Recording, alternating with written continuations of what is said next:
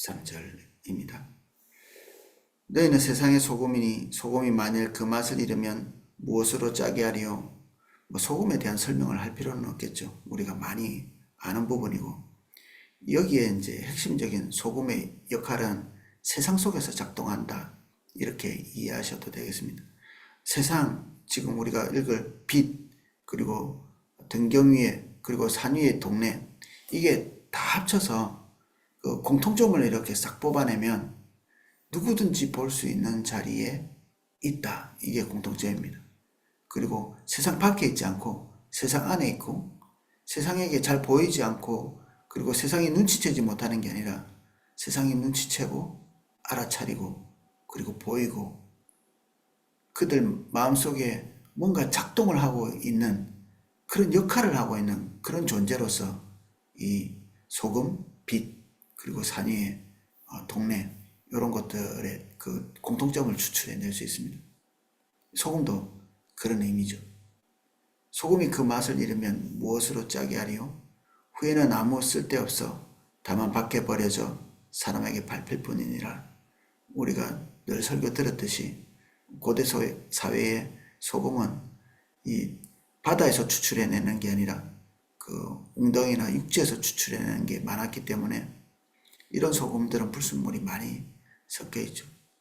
그래서 그 불순물을 뽑아내고 소금으로 쓰고, 그 맛이 잃어지고 상한 것들은, 그리고 나머지 찌꺼기 같은 것들은 다 이제 사람들이 밟는 그 집의 지붕 위나 아니면 길가 같은 데 이렇게 뿌려두는 거죠. 후반절은 맛을 잃을 때 우리가 사람들에게 밟히고 수치를 당하게 되고 이런 거죠. 우리가 제 기능을 하기 위해서 이 땅에 있는 거잖아요. 인간이 만들어진 근본적인 이유가 어딘가 숨겨둬서 그냥 생존하라고 이렇게 된 게 아니라, 이스라엘 백성들을 애굽에서 하나님께서 건져내시고 거기서 한민족을 만드신 이유는 한쪽 구석에서 그들이 그냥 한 민족으로서 그냥 행복하게 살아가라, 요걸로 끝내기 위해서 아브라함 때부터 이렇게 계획 세워서 이집트에 넣어서 한 민족을 만들고, 그리고 그 민족을 이끌어내서 가나안 땅에 들이신 게 아닙니다. 그런 거라면 세상 어떤 민족도 다 할 수 있죠. 어떤 사람이라도 다 할 수 있고.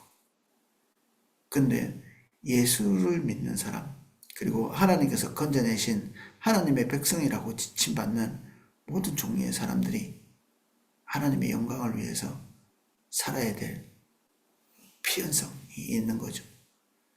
그래서 그들은 분명한 목적이 있습니다. 그 목적이 상실되고 나면 그들은 그야말로 아무것도 아닌 것이 되죠. 그래서 우리에게 아무 다른 목적이 없습니다. 하나님의 영광을 위해서 사는 것 외에는. 나머지 것들은 다 부차적인 것들입니다. 여기서 순서만 딱 바뀌어도 우리 삶에 문제가 생깁니다. 하나님의 영광을 위해서 사는 것이 버려지지 않고 계속 지탱되고 있다 할지라도, 다른 것들, 우리의 명예나 우리의 생존이나 다른 우리의 관심사나 이 모든 것들, 우리의 영혼이나 그리고 우리의 로망, 이 모든 것들과 하나님께 영광을 돌리는 것이 순서만 바뀌어도 1위에 있어야 될 것이 2위에 있고 3위에 있어도 우리는 근본적으로 맛을 잃은 존재가 되죠. 그래서 내 속에는 아직도 하나님께 영광을 돌릴 수 있는, 그리고 돌려야 한다는 마음가짐이 있어 라고 말할지 모르지만, 이게 뒤로 물러나기 시작할 때, 이것이 2위가 되고 내 삶의 3위 자리에 앉아 있을 때 우리 삶의 맛은 그냥 그 자리에서 잃어버린 거죠. 주님께서 원하시는 최상의 자리가 아니라 그 자리에서 계속해서 뒤로 물러나서 언젠가는 이렇게 누군가에게는 짓밟히는, 그래서 한 칸 한 칸 뒤로 물러서는, 그래서 결국에는 버려진다고 표현되는 이 자리까지 가게 되죠. 그래서 우리가 주님 떠날 때는 행동이 떠나지 않고 마음이 떠나죠. 항상 그 자리에 똑같은 모습으로 있지만 우리의 마음과 중심이 주님을 떠나고 있습니다. 너희는 세상의 빛이라. 산 위에 있는 동네가 숨겨지지 못할 것이요. 산 위에 있는 동네를 표현한 것입니다. 세상의 빛이라고 표현한 것도 밤에 그들 집 안에서 피우는 이 등불이 밤에 비치고, 낮에도 산 위에 있는 이 동네는 주로 그 지역은 석회암으로 이렇게 만들어진 집들이 많이 있고, 그래서 그 집들이 낮에도 햇빛에 반사돼서 잘 보일 뿐 아니라 밤에도 어떻게든지 그 존재는 숨길 수 없는 거죠. 우리는 동양적인 미덕이 좀 있어가지고 어떻게든 은둔하고 숨겨지고 안 드러내고, 일부러 우리가 고의적으로 드러내고 종교성을 과시하고, 이것은 창피한 일이죠. 우스운 일이고, 종교적인 단어를 많이 쓴다든지, 그리고 우리의 교세를 과시한다든지, 이건 다 육신을 자랑하는 거나 똑같습니다. 그러나 하나님께서 우리가 위에서 우리가 살펴보고 왔던 이 팔복의 내용대로 우리가 살아갈 때 하나님께서 우리를 세상 속에서 노출될 수밖에 없도록 만드시는 겁니다. 아무도 이 팔복의 삶을 살지 않기 때문에 우리가 유일하게 이렇게 살아가는 독특하고 이상하고, 그리고 그들에겐 언젠가 말씀드렸지만 그들이 사는 삶에 대해서 정죄를 날리는, 말 한마디 하지 않았는데 우리의 삶 자체가 그들에게 폭력을 가하는 것처럼 느끼기 때문에 우리에게 박해가 따라오고 핍박이 오고, 그리고 비아냥거림이 있고, 그리고 도리어 그들이 회개하고 돌이키지 않는다면 우리를 향해서 비난하고 손가락질하는, 메시지를 받아들이지 않으면 메시지를 죽이려고 하죠. 메시지를 없애거나 메시지를 뒤틀려고 합니다. 그래서 우리에게는 다소간의 박해가 있고, 그리고 세상으로부터 배척당하는 면이 피할 수 없는 사실로 있습니다. 그래서 우리는 숨겨지지 않는다.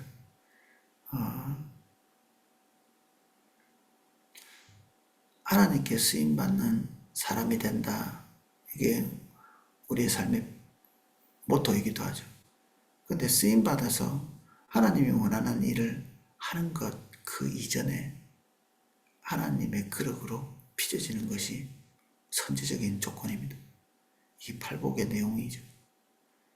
우리가 팔복의 내용같이 우리가 빚어진 이후에는 숨길래야 숨길 수 없고, 또 쓰임받지 않을래야 쓰임받지 않을 수 없는 그런 자리에 가게 되죠. 그래서 우리가 다시 점검할 때는 우리의 존재를 점검해야 되죠. 우리의 행위를 점검한다기보다는 제일 먼저 우리가 주님께서 빚기를 원하시는 대로 빚어져 있는가, 우리의 존재는 어떤 존재인가, 뭔가 가다가 덜커덕 막혔을 때 하려고 몸부림치는 게 아니라, 그 분량만큼 채우려고 몸부림치는 게 아니라 은혜로 가지 않으면 자기 존재를 살펴보는 겁니다. 보통 이게 뭔가 덜커덕 막혀서 우리 행위의 분량이 줄어들잖아요. 겉으로 드러나는 게 줄어든다. 그렇게 할 때 이 하나님께서 주시는 열매의 분량이 줄어들 때 보통 인본주의적인 열매로 그 나머지를 메꿔 놓거든요. 하나님이 열매 안 맺었는데 나머지를 내 열심과 그 나의 열매로 채워놓고 거기다가 하나님의 은혜라고 이름만 붙이죠.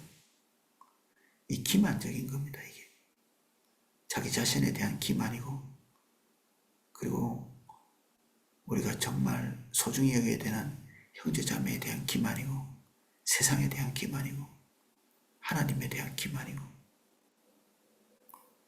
그러면 우리가 어디서 떨어졌는지를 살펴보고 다시 존재가 다시 빚어지는 대로 나아가야 되죠. 그래야 진짜 열매가 회복되고, 거기서 하나님께서 기대하시는 하나님께 영광 돌리는 일들이 일어나게 됩니다.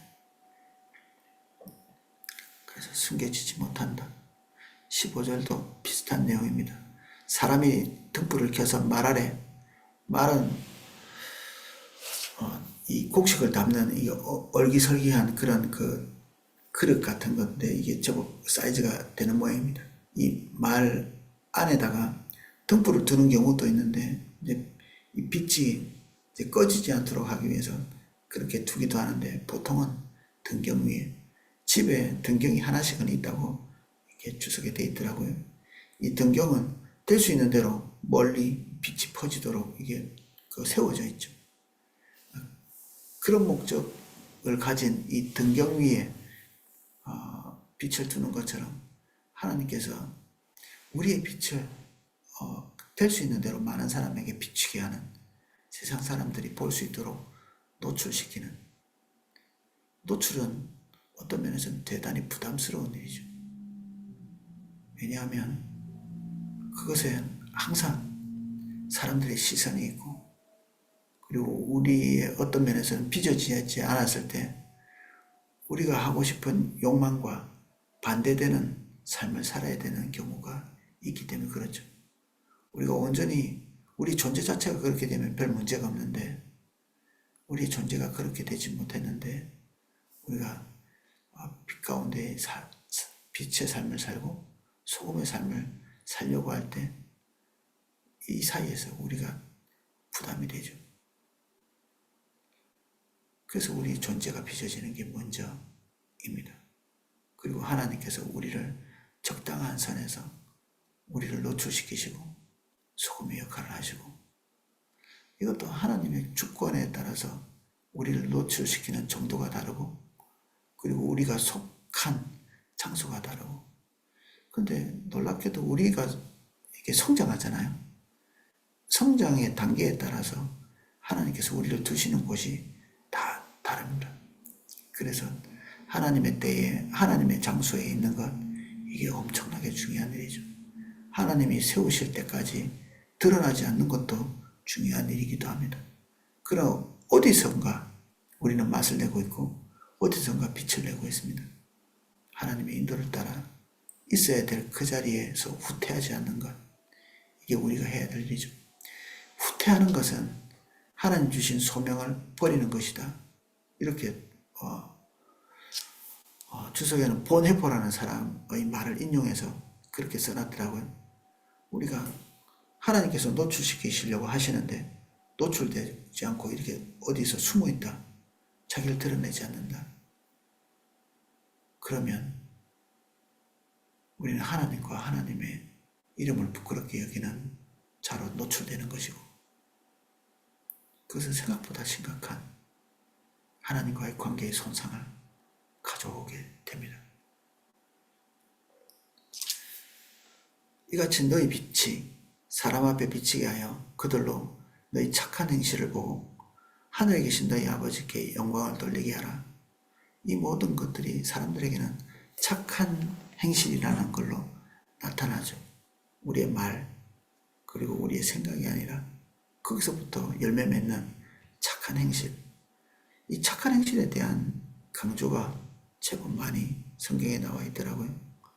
베드로전서 3장 16절에는 선한 양심을 가지라. 이는 그리스도 안에 있는 너희 선행을 욕하는 자들로 그들이 하고 있는 착한 행실, 이게 그 비방하는 일에 부끄러움을 당하게 하려 함이라.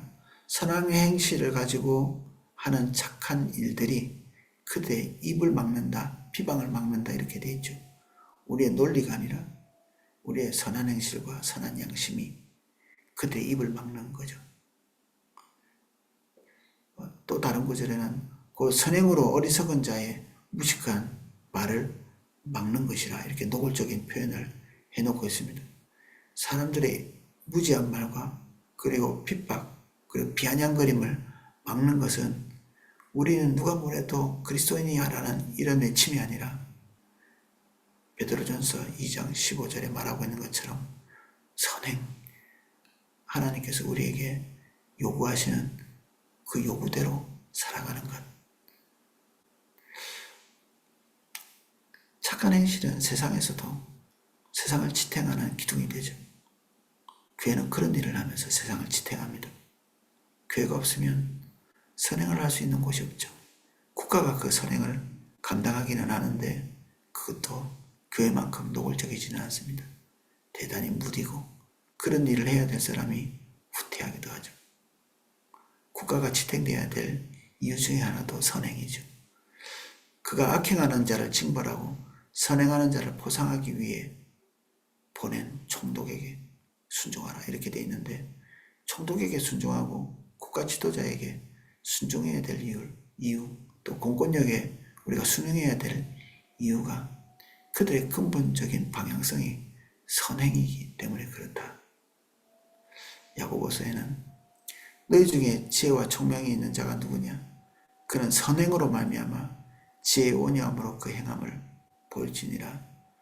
우리가 하나님의 은혜 가운데 있을 때 자연스럽게 우리에게 선행이라는 열매를 맺게 되니 우리가 선행을 열매 맺도록 하나님께 은혜를 구하라.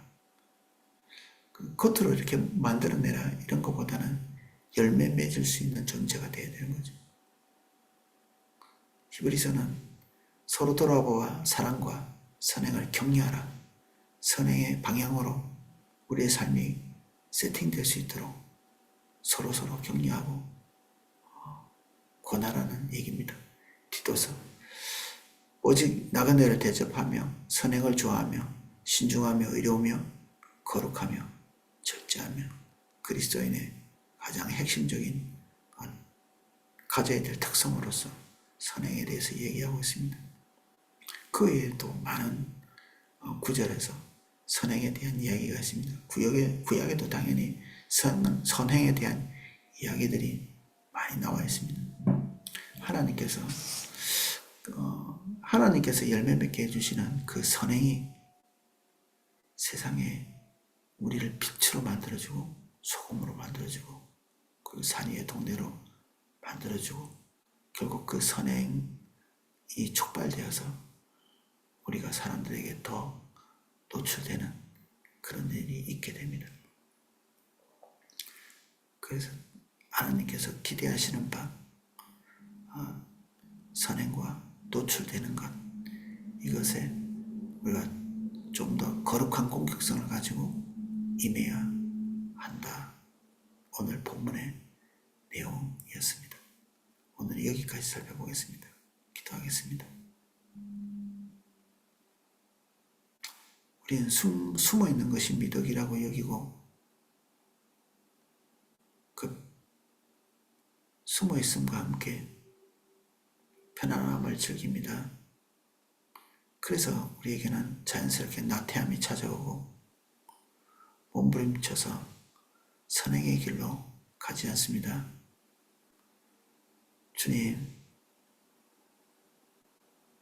주님께서 우리를 두신 자리에 우리의 역할을 해낼 수 있도록 도와주십시오.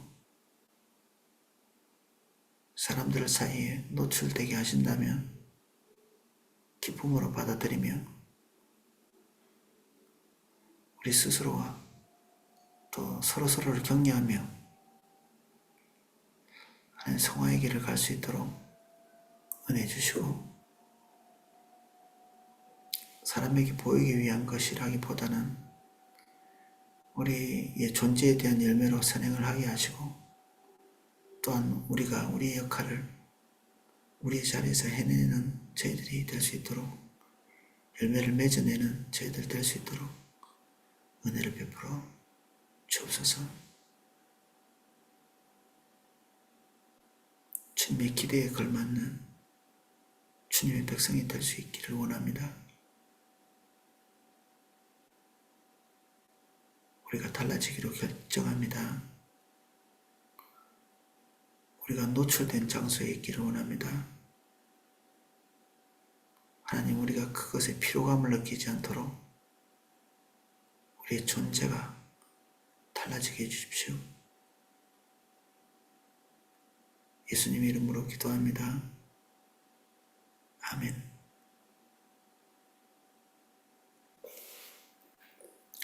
각자 기도하실 수 있도록 음악을 방송해 드리겠습니다.